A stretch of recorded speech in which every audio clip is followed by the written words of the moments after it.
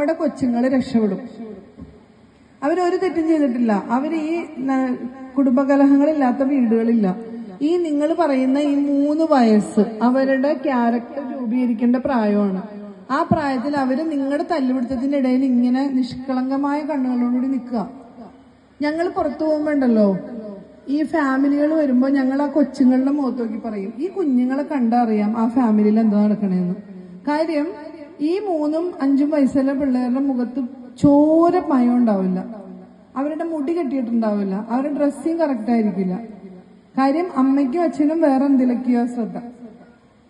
അപ്പൊ ദയവ് ചെയ്ത് നിങ്ങൾ ആഗ്രഹിച്ച് നിങ്ങൾ ഉണ്ടാക്കിയ നിങ്ങളുടെ മക്കളെ നിങ്ങൾ പീഡിപ്പിക്കാതിരിക്കുക ദയവ് ചെയ്ത്. ഞാനും ചെയ്തിരുന്നു, നമ്മളും ചെയ്യണതാ. ഇപ്പൊ എന്റെ മകൻ, അവനറിയില്ല ഞാൻ ഭയങ്കര തിരക്കാ, പക്ഷെ അവന്റെ അമ്മയെ കിട്ടുന്നില്ല.